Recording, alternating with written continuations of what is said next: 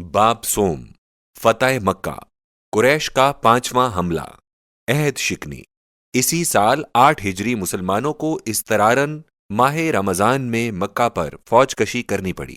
وجہ یہ ہوئی کہ 6 ہجری میں جو معاہدہ قریش نے نبی صلی اللہ علیہ وسلم سے بمقام حدیبیہ کیا تھا، اس کی ایک دفعہ میں یہ تھا 10 سال تک جنگ نہ ہوگی، اس شرط میں جو قومیں نبی صلی اللہ علیہ وسلم کی جانب ملنا چاہیں وہ ادھر مل جائیں، اور جو قومیں قریش کی طرف ملنا چاہیں وہ ادھر مل جائیں۔ اس کے موافق بنی خزاع نبی صلی اللہ علیہ وسلم کی طرف اور بنو بکر قریش کی طرف مل گئے۔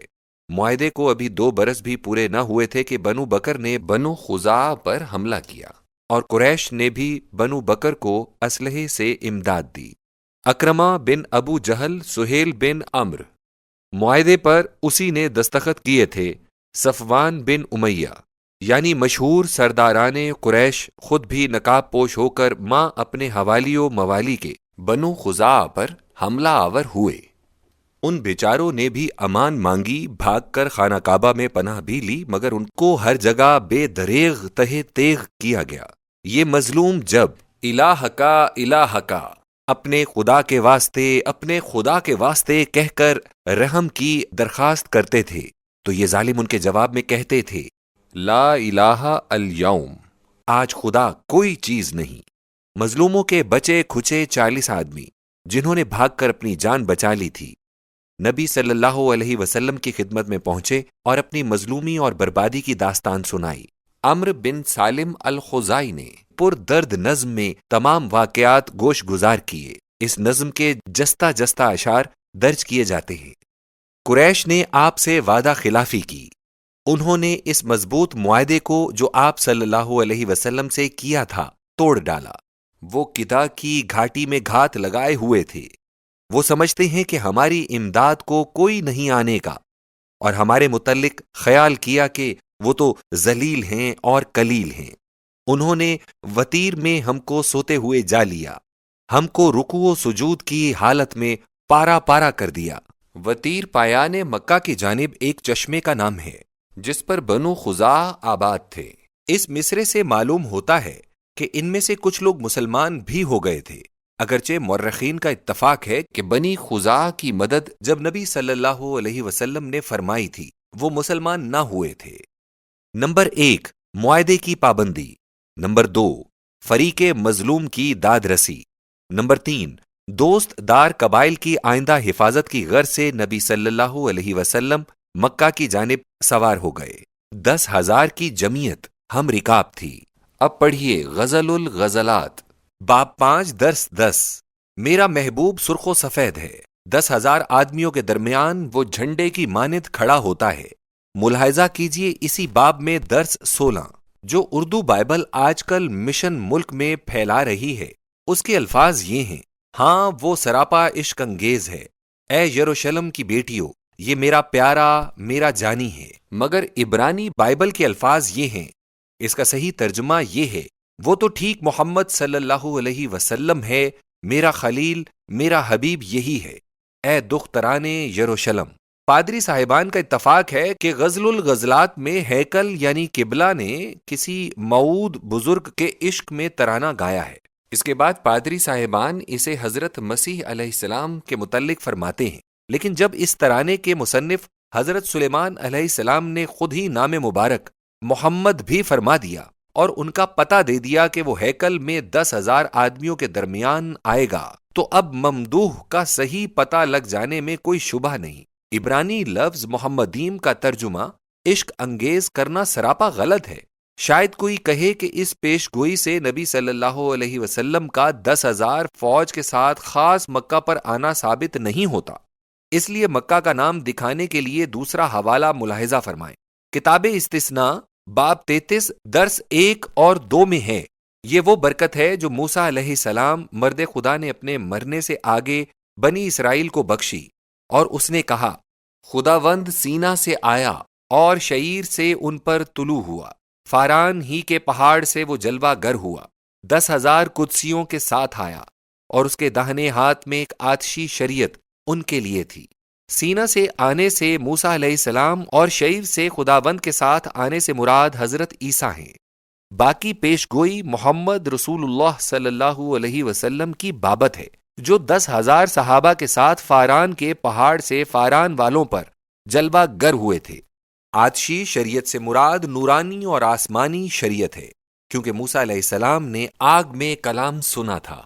ان کے لیے اس سے مراد یہ تھی کہ اہل مکہ فتح کے وقت مسلمان ہو جائیں گے۔ 2 منزل چلے تھے کہ راہ میں ابو سفیان بن الحارث بن عبد المطلب اور عبداللہ بن ابو امیہ حضرت صلی اللہ علیہ وسلم سے ملاقی ہوئے۔ یہ وہ لوگ تھے جنہوں نے نبی صلی اللہ علیہ وسلم کو سخت ایذائیں دی تھیں اور اسلام کے مٹانے میں بڑی بڑی کوششیں کی تھیں۔ حضرت صلی اللہ علیہ وسلم نے انہیں دیکھا اور اپنا رخ پھیر لیا۔ ام المومنین ام سلمہ رضی اللہ تعالی عنہا نے عرض کی، یا رسول اللہ صلی اللہ علیہ وسلم، ابو سفیان آپ کے حقیقی چچا کا بیٹا ہے اور عبداللہ حقیقی پھپھی عاتقہ کا لڑکا ہے۔ اتنے قریبی تو مرحمت سے محروم نہ رہنے چاہیے۔ اس کے بعد حضرت علی رضی اللہ تعالی عنہ نے ان دونوں کو یہ ترکیب بتائی کہ جن الفاظ میں برادران یوسف علیہ السلام نے معافی کی درخواست کی تھی، تم بھی حضرت صلی اللہ علیہ وسلم کی خدمت میں جا کر انہی الفاظ کا استعمال کرو۔ نبی صلی اللہ علیہ وسلم کے عفو و رحم سے امید ہے کہ ضرور کامیاب ہو جاؤ گے۔ انہوں نے نبی صلی اللہ علیہ وسلم کے حضور میں حاضر ہو کر یہ آیت پڑھی، قالوا تاللہ لقد آثرک اللہ علینا وإن كنا لخاطئین۔ رسول اللہ صلی اللہ علیہ وسلم نے جواب میں فرمایا، قال لا تثریب علیکم اليوم یغفر اللہ لکم وہو ارحم الراحمین۔ اس وقت ابو سفیان نے عجب جوش و نشاط سے یہ اشعار پڑھے، قسم ہے کہ جن دنوں میں نشان جنگ اس لیے اٹھایا کرتا تھا کہ لات بت کا نام کا لشکر محمد صلی اللہ علیہ وسلم کے لشکر پر غالب آ جائے، ان دنوں میں اس خار پشت جیسا تھا جو اندھیری رات میں ٹکریں کھاتا ہو۔ اب وہ وقت آ گیا کہ میں ہدایت پاؤں اور سیدھے رستے ہو جاؤں۔ مجھے ہادی نے نہ کہ میرے نفس نے ہدایت دی ہے، اور خدا کا راستہ مجھے اس شخص نے بتایا ہے جسے میں نے دھتکار دیا اور چھوڑ دیا تھا۔ نبی صلی اللہ علیہ وسلم نے فرمایا، ہاں تم تو مجھے چھوڑتے ہی رہے تھے۔ نبی صلی اللہ علیہ وسلم کی خواہش یہ تھی کہ اہل مکہ کو اس آمد کی خبر نہ ہونے پائے۔ چنانچہ ایسا ہی ہوا کہ جب حضرت صلی اللہ علیہ وسلم مکہ تک پہنچ کر باہر خیمہ زن ہو گئے اور اہل مکہ کو باخبر کرنے کے لیے لشکر میں الاؤ روشن کرنے کا حکم دیا، تب ان کو خبر ہوئی۔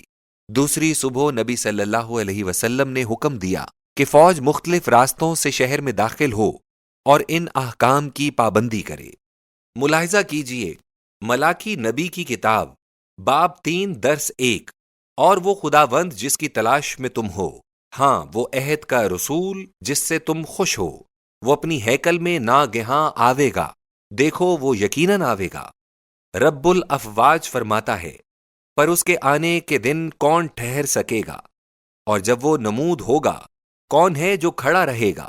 اس الہامی عبارت سے ثابت ہے کہ رسول معہود و موعود کا انتظار، اس کی علامات معلوم کرنے کا شوق سب کو لگا ہوا تھا، اور انبیاء سلف اپنا فرض سمجھتے تھے کہ اس کی علامات بیان کر دیں۔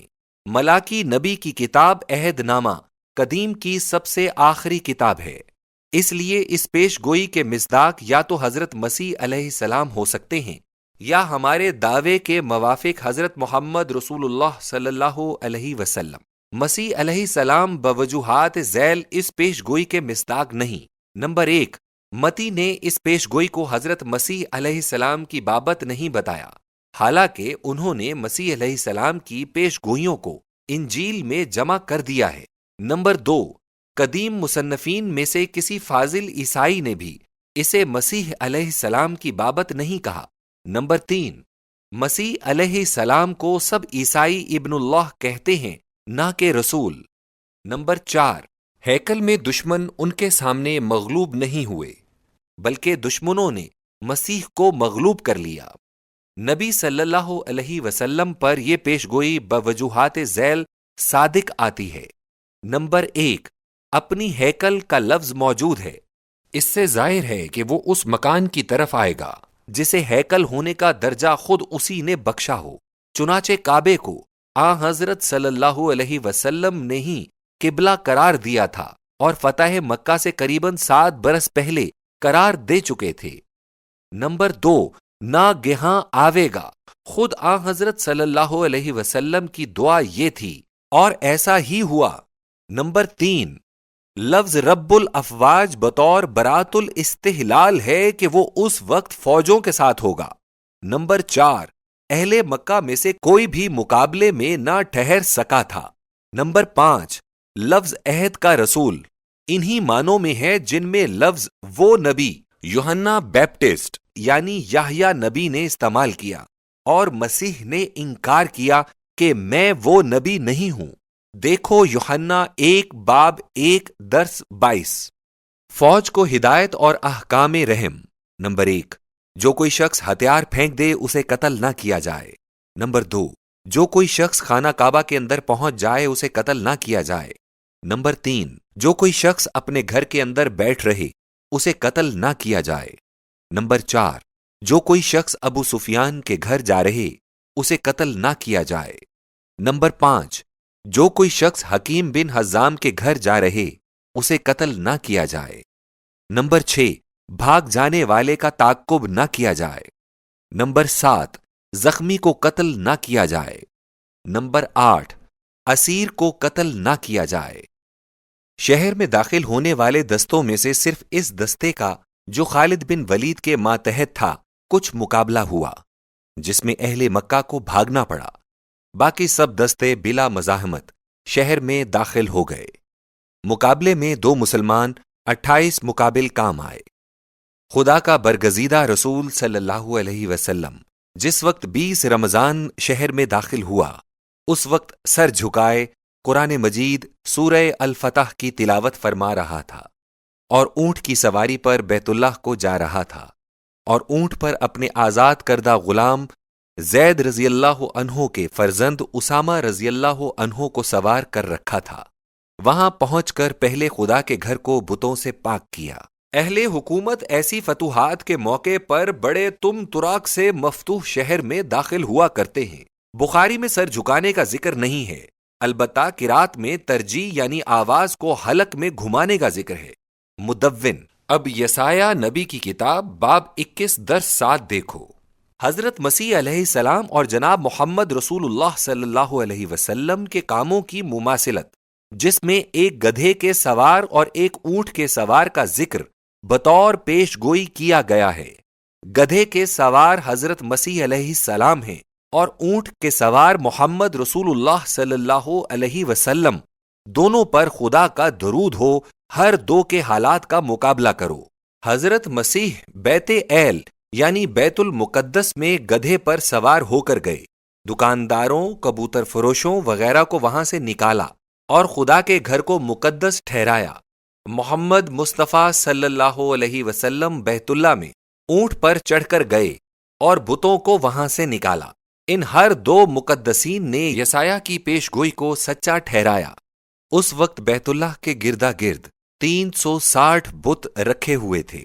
نبی صلی اللہ علیہ وسلم کمان کے گوشے یا چھڑی کی نوک سے ہر ایک بت کو گراتے جاتے اور زبان مبارک سے یہ پڑھ رہے تھے، وَقُلْ جَاءَ الْحَقُّ وَزَهَقَ الْبَاطِلُ إِنَّ الْبَاطِلَ كَانَ زَهُوقًا۔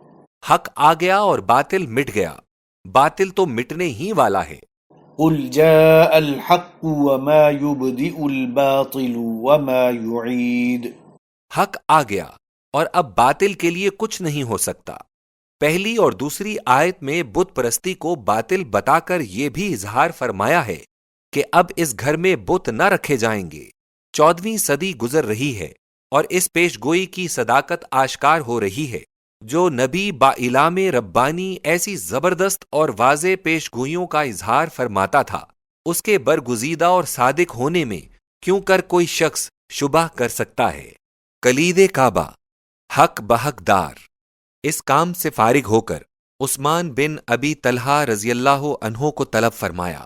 ان کے خاندان میں مدت سے کعبہ کی کلید برداری چلی آتی تھی۔ ابتدائے ایام میں نبوت میں ایک دفعہ نبی صلی اللہ علیہ وسلم نے اسی عثمان سے فرمایا تھا کہ بیت اللہ کھول دو، اس نے انکار کیا تھا۔ حضرت صلی اللہ علیہ وسلم نے فرمایا تھا، اچھا تم دیکھ لینا کہ ایک دن یہ کلید میرے ہاتھوں میں ہوگی اور میں جسے چاہوں گا اسے عطا کروں گا۔ عثمان نے جواب دیا تھا کہ کیا اس روز قریش کے سبھی مرد ذلیل و تباہ ہو جائیں گے؟ نبی صلی اللہ علیہ وسلم نے فرمایا کہ وہ اور بھی زیادہ عزت و اقبال سے ہوں گے۔ اب نبی صلی اللہ علیہ وسلم نے کلید لے کر بیت اللہ کا دروازہ کھولا، اندر جا کر ہر ایک گوشے میں اللہ اکبر کے ترانے گائے اور پھر نماز شکرانہ پڑھتے ہوئے نہایت عجز و نیاز سے رب العزت کے سامنے پیشانی کو خاک پر رکھ کر سجدہ کیا۔ اسی عرصے میں مکہ کے وہ سب سردار اور سب بڑے بڑے لوگ جمع ہو گئے تھے جنہوں نے نمبر 1 20 مسلمانوں کو قتل کیا تھا یا کرایا تھا، نمبر 2 سینکڑوں مسلمانوں کو اذیت دے دے کر گھر بار سے نکالا تھا، نمبر 3 دین اسلام کو تباہ کرنے اور مسلمانوں کو برباد کرنے کے لیے حبش، شام، نجد اور یمن تک کے سفر کیے تھے، نمبر 4 جنہوں نے بارہا مدینے پر حملے کر کے مسلمانوں کو 300 میل پرے چلے جانے کے بعد بھی چین سے نہیں رہنے دیا تھا، یعنی وہ سب لوگ جو مسلمانوں کے فنا کرنے میں زر سے، مال سے، زور سے، تدبیر سے، ہتھیار سے، تزویر سے اپنا سارا زور لگا چکے تھے اور اپنی ناپاک کوششوں میں 21 سال تک برابر منہمک رہے تھے۔ خدا کا رسول صلی اللہ علیہ وسلم جسے خدا نے تمام مخلوق کے واسطے رحمت بنایا، جب عبادت سے فارغ ہو کر باہر رونق افروز ہوا تو حضرت عباس رضی اللہ عنہ امی رسول صلی اللہ علیہ وسلم نے عرض کی کہ کلید بیت اللہ بنی ہاشم کو عطا فرمائی جائے۔ نبی صلی اللہ علیہ وسلم نے فرمایا، آج کا دن تو سلوک کرنے، پورے عطیات دینے کا ہے۔ پھر عثمان رضی اللہ عنہ کو بلایا، اسی کو کلید مرحمت فرمائی اور ارشاد فرمایا کہ جو کوئی تم سے یہ کلید چھینے گا وہ ظالم ہوگا۔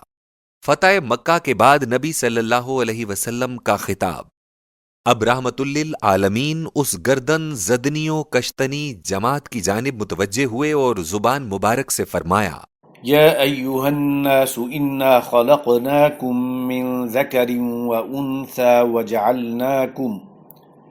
وجعلناكم شعوبا وقبائل لتعارفوا إن أكرمكم عند الله أتقاكم اذهبوا فأنتم الطلقاء لا تثريب عليكم اليوم۔ اے جماعت قریش، خدا نے تمہاری جاہلانہ نخوت اور آباء و اجداد پر اترانے کا غرور آج توڑ دیا۔ سچ تو یہ ہے سب لوگ آدم کے فرزند ہیں اور آدم مٹی سے بنایا گیا تھا۔ خدا فرماتا ہے، لوگو ہم نے تم کو ایک مرد و عورت سے پیدا کیا ہے اور گوت قبیلے سب پہچان کے لیے بنا دیے ہیں، اور خدا کے ہاں تو اس کی زیادہ عزت ہے جس میں تقوی زیادہ ہے۔ پھر فرمایا، جاؤ تم آزاد ہو اور تم پر آج کوئی مواخذہ نہیں۔ اسلام لانے والوں سے بیعت اور اس کی شرائط۔ پھر نبی صلی اللہ علیہ وسلم نے کوہ صفا پر بیٹھ کر مسلمان ہونے والوں کی بیعت قبول فرمائی۔ اس موقع پر عمر فاروق رضی اللہ عنہ ایک ایک شخص کو پیش کرتے تھے۔ بیعت کرنے والوں کو مندرجہ ذیل باتوں کا اقرار کرنا پڑتا تھا۔ نمبر 1، میں خدا کے ساتھ کسی کو بھی اس کی ذات میں، صفات میں اور استحقاق عبادت و استحقاق استعانت میں شریک نہ کروں گا۔ نمبر 2، میں چوری نہ کروں گا، زنا نہ کروں گا، خون ناحق نہ کروں گا، لڑکیوں کو جان سے نہ ماروں گا، کسی پر بہتان نہ لگاؤں گا۔ نمبر 3، میں امور حق میں نبی صلی اللہ علیہ وسلم کی اطاعت بقدر استطاعت کروں گا۔ عورتوں سے مزید اقرار یہ بھی لیے جاتے تھے کہ کسی کے سوگ میں منہ نہ نوچیں گی، تپانچوں سے چہرہ نہ پیٹیں گی، نہ سر کے بال کھسوٹیں گی، نہ گریبان چاک کریں گی، نہ سیاہ کپڑے پہنیں گی اور نہ قبر پر سوگواری میں بیٹھیں گی۔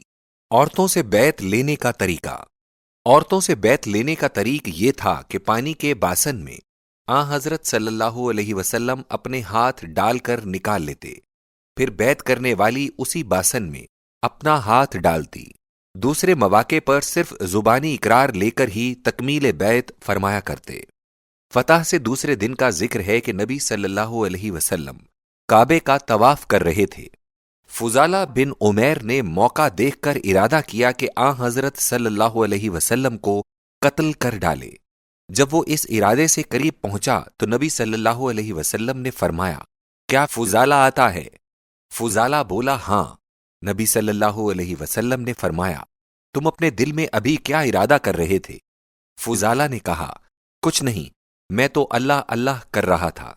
نبی صلی اللہ علیہ وسلم یہ سن کر ہنس پڑے اور فرمایا، اچھا، تم اپنے خدا سے اپنے لیے معافی کی درخواست کرو۔ یہ فرما کر اپنا ہاتھ بھی اس کے سینے پر رکھ دیا۔ فضالہ کا بیان ہے کہ ہاتھ رکھ دینے سے مجھے بہت اطمینان قلب حاصل ہوا اور حضرت صلی اللہ علیہ وسلم کی محبت اس قدر میرے دل میں پیدا ہو گئی کہ حضور صلی اللہ علیہ وسلم سے بڑھ کر کوئی محبوب نہ رہا۔ میں یہاں سے گھر کو چلا، راستے میں میری معشوقہ ملی جس کے پاس بیٹھا کرتا تھا۔ اس نے کہا، فضالہ، ایک بات سنتے جاؤ۔ میں نے جواب دیا، نہیں، خدا اور اسلام ایسی باتوں سے مجھے منع کرتے ہیں۔ اس بیعت کے الفاظ کو جو اقبال مندی اور عروج میں لوگوں سے کہلوائے گئے، بیعت عقبہ اولا کے الفاظ سے جو نبی صلی اللہ علیہ وسلم نے اندھیری رات کے پردے میں شہر سے باہر جا کر اہل مدینہ سے کہلوائے تھے، ملا کر دیکھو، ذرا بھی فرق معلوم نہیں ہوگا۔ یہی ہے کسوٹی جو حضرت صلی اللہ علیہ وسلم کی شان کو ظاہر کرتی ہے۔ نبی صلی اللہ علیہ وسلم کی پاک سیرت کا بیان نامکمل رہ جائے گا اگر افوہ تقصیرات کا جو مکہ میں فرمائی گئیں ذکر نہ کیا جائے۔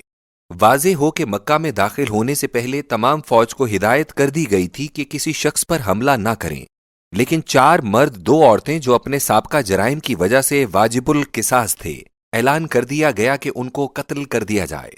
ان 4 مردوں میں سے صرف ابن اختل کو قتل کیا گیا۔ یہ پہلے مسلمان ہو چکا تھا۔ ایک اس نے اپنے غلام کو اس لیے قتل کر دیا کہ وقت پر کھانا تیار نہیں کیا تھا۔ قتل کے بعد مکہ بھاگ آیا تھا۔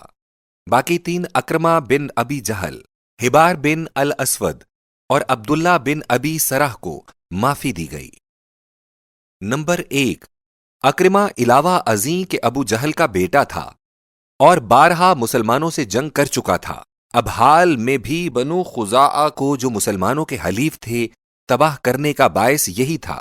نمبر 2، حبار نے سیدہ زینب بنت رسول اللہ صلی اللہ علیہ وسلم کے جبکہ وہ مکہ سے مدینہ کو ہودج میں بیٹھی جا رہی تھیں نیزہ مارا اور کجاوا گرا دیا تھا۔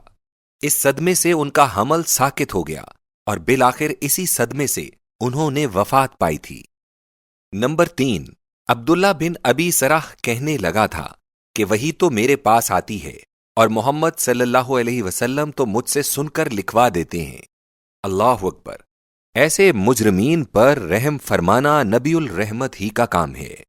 2 عورتوں میں سے ایک عورت کو جو قتل عمد کا ارتکاب کر چکی تھی سزائے قصاص دی گئی تھی۔ معافی پانے والوں میں ہند زوجہ ابو سفیان بھی ہے۔ اس عورت نے نبی صلی اللہ علیہ وسلم کے چچا کا کلیجہ سینے سے نکال کر دانتوں سے چبایا، ان کی ناک کان کو کاٹ کر تاگے میں پرو کر گلے کا ہار بنایا تھا۔ وحشی کو بھی معافی دی گئی جس نے امیر حمزہ رضی اللہ عنہ اسد اللہ و رسولہ کو دھوکے سے مارا تھا اور پھر نعش کو بے حرمت کیا تھا۔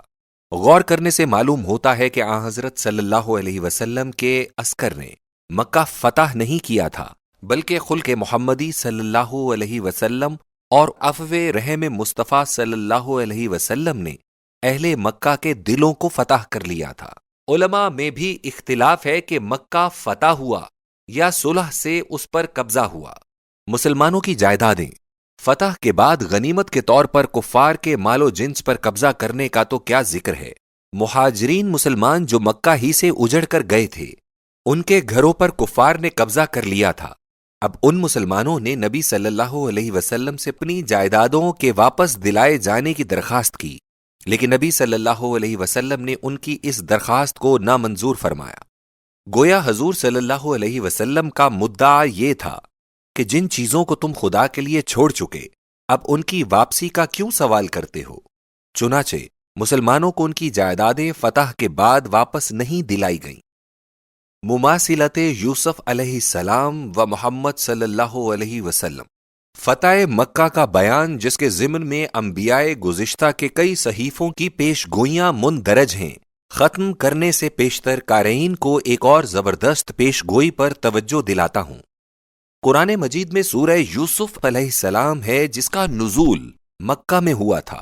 اس سورت کے آخر میں اللہ تعالیٰ نے فرمایا ہے، ذَلِكَ مِنْ أَنْبَاءِ الْغَيْبِ نُوحِيهِ إِلَيْكَ، یہ غیب کی خبریں ہیں جن کی وحی تیرے اوپر بھیجی جاتی ہے۔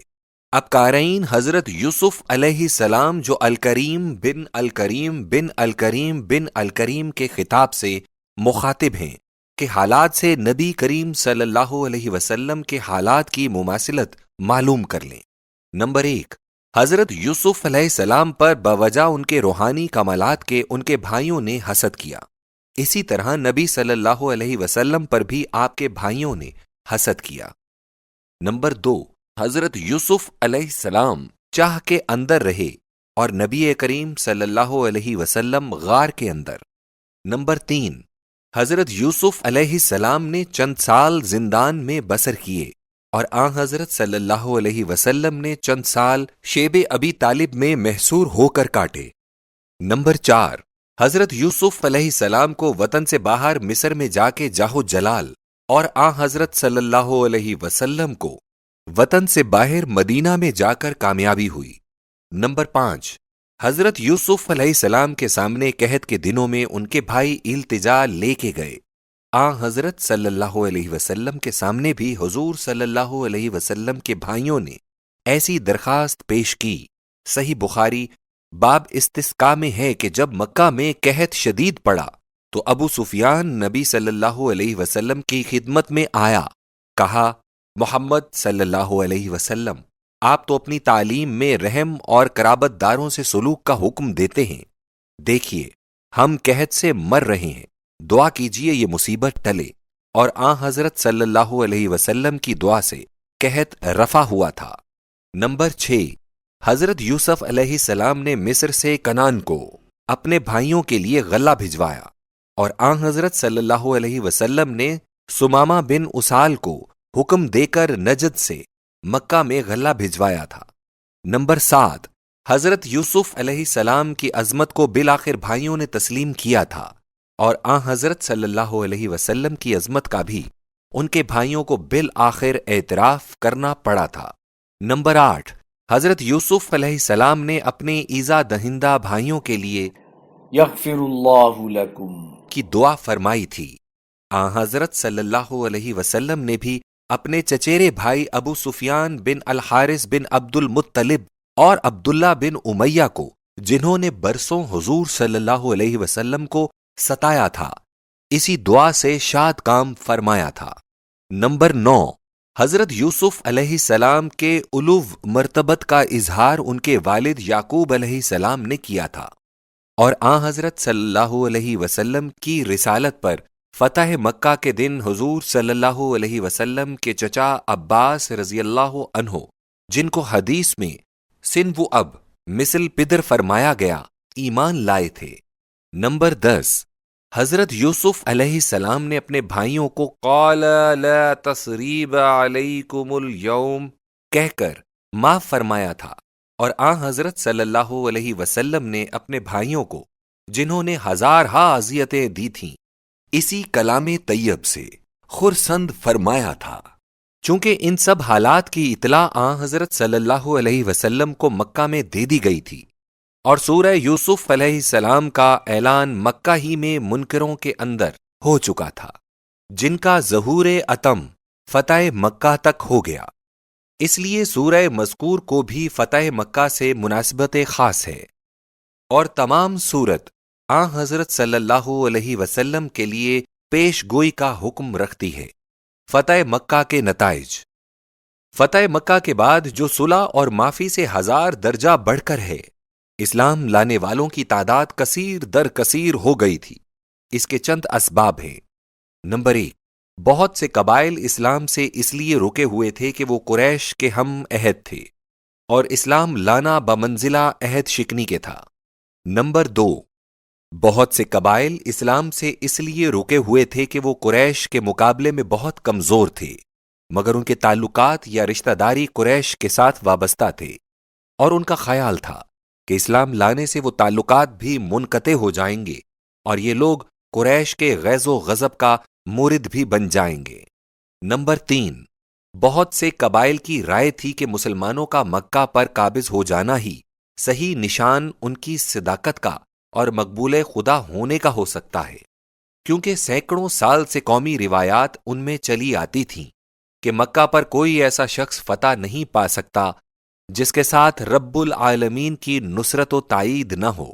وہ قبائل کہا کرتے تھے کہ اسے اپنی قوم سے سلجھ لینے دو، اگر وہ اپنی قوم پر غالب آ گیا تو ضرور سچا نبی ہے۔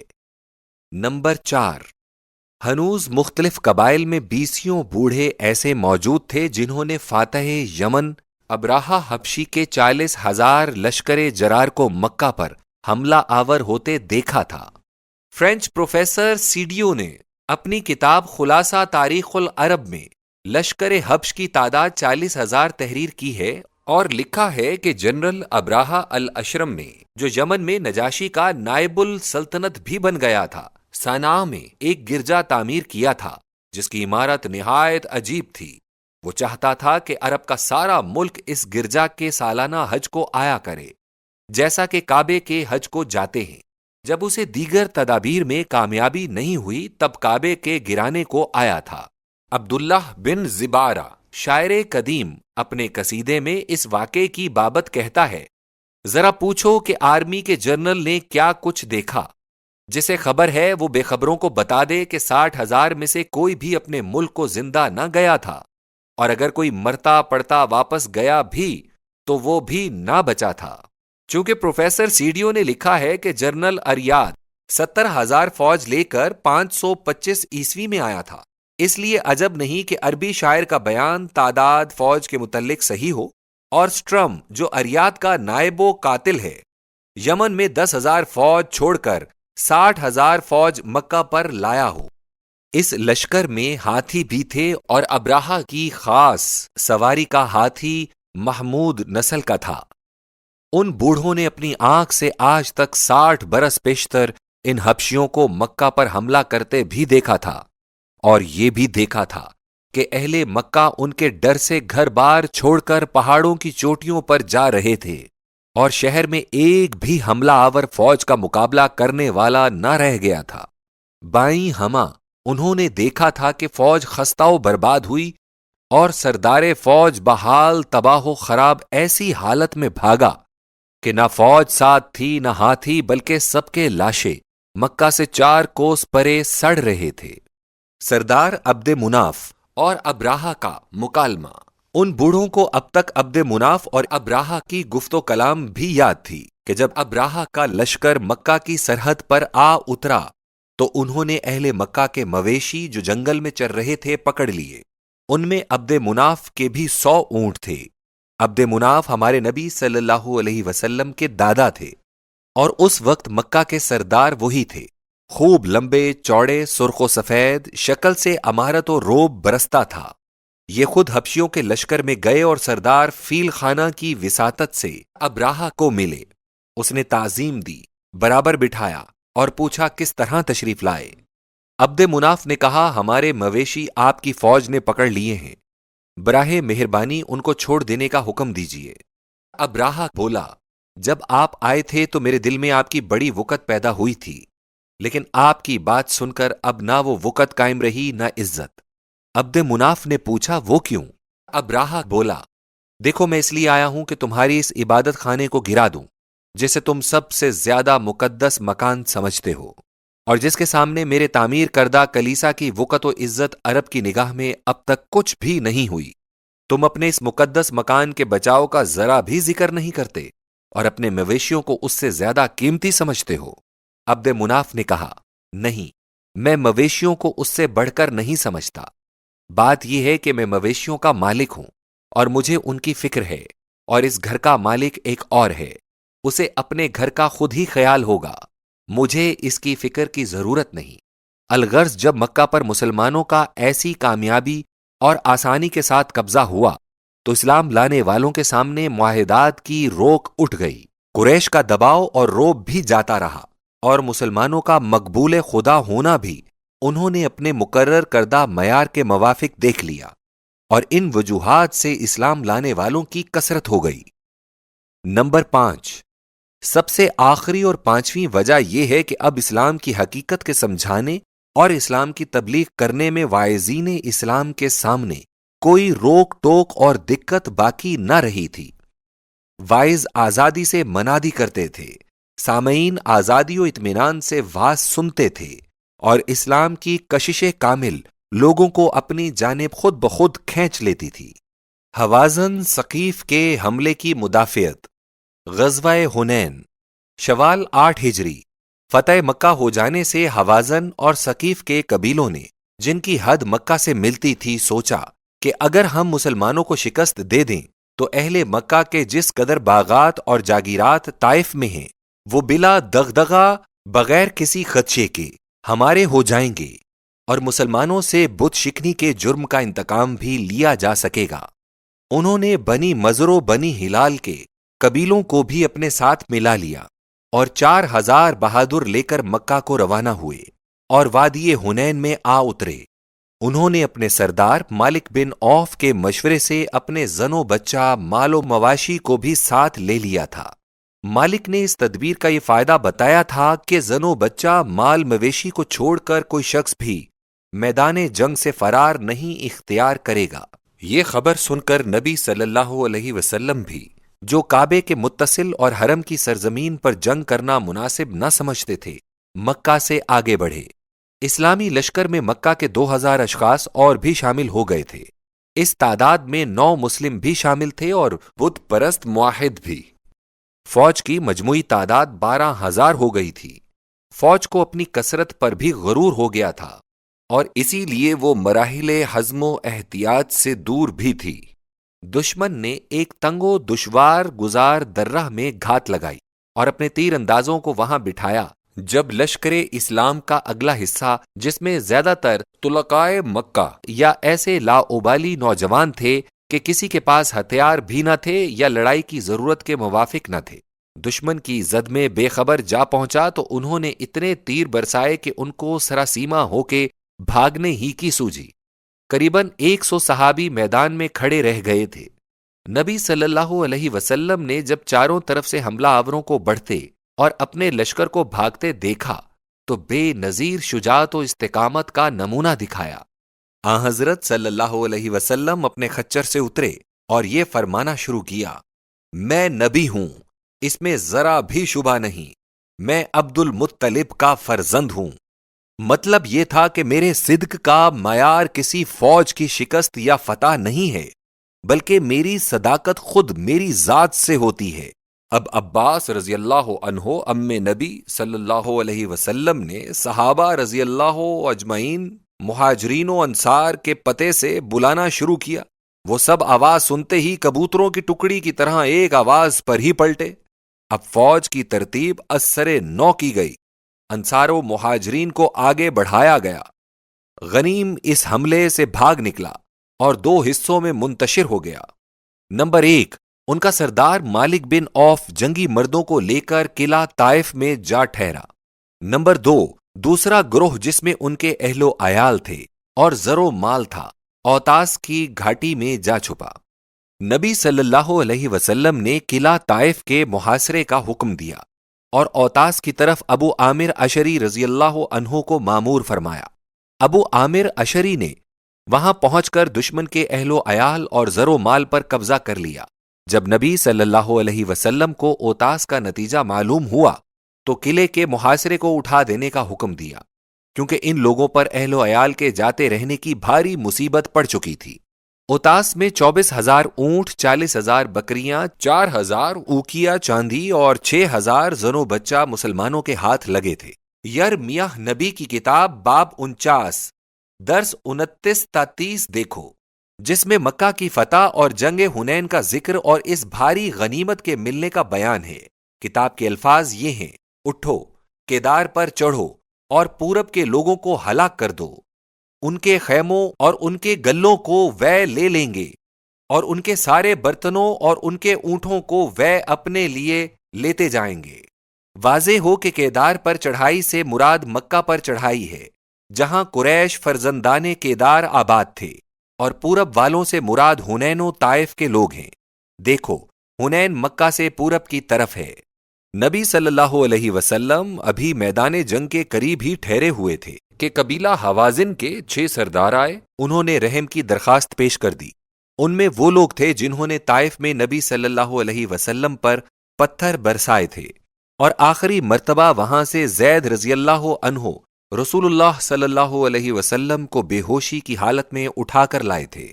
نبی صلی اللہ علیہ وسلم نے فرمایا، ہاں، میں خود تمہارا انتظار کر رہا تھا، اور اسی انتظار میں قریباً 2 ہفتے ہو گئے کہ مال غنیمت بھی تقسیم نہ کیا گیا تھا۔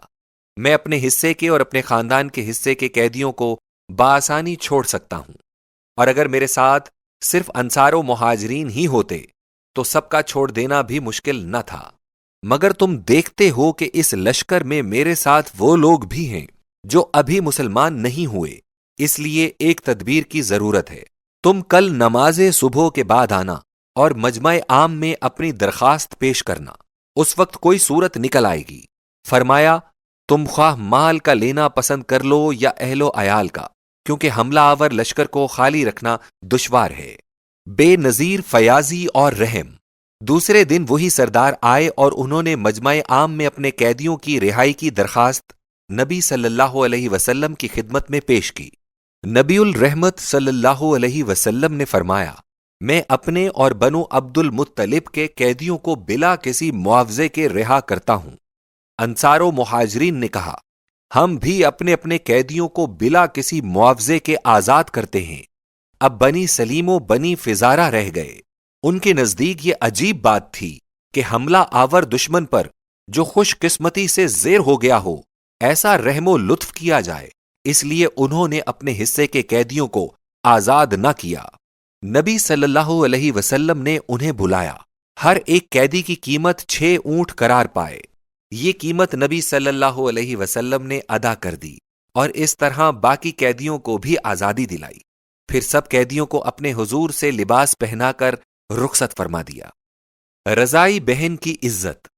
ان قیدیوں میں دائی حلیمہ کی بیٹی شیمہ بنت الحارث بھی تھی۔ نبی صلی اللہ علیہ وسلم نے اس دودھ کی بہن کو پہچانا اور اس کی نشست کے لیے اپنی چادر زمین پر بچھا دی۔ فرمایا، اگر تم میرے پاس ٹھہرو تو بہتر ہے، اگر قوم میں واپس جانا ہے تو اختیار ہے۔ اس نے واپس جانا چاہا اور اسے عزت و اکرام کے ساتھ اس کی قوم میں بھیج دیا گیا۔ مخلصین کے اخلاص کا نمونہ۔ مال غنیمت نبی صلی اللہ علیہ وسلم نے اسی جگہ تقسیم فرما دیا۔ عطیے کے بڑے بڑے حصے ان لوگوں کو عنایت فرمائے تھے جو تھوڑے دن سے اسلام لائے تھے۔ انصار کو جو نہایت مخلصین تھے، ان میں سے کچھ بھی نہ دیا گیا۔ فرمایا، انصار کے ساتھ میں خود ہوں۔ لوگ مال لے کر اپنے اپنے گھر جائیں گے، اور انصار نبی اللہ کو ساتھ لے کر اپنے گھروں میں داخل ہوں گے۔ انصار اس فرمودے پر اتنے خوش تھے کہ مال والوں کو یہ مسرت حاصل نہ تھی۔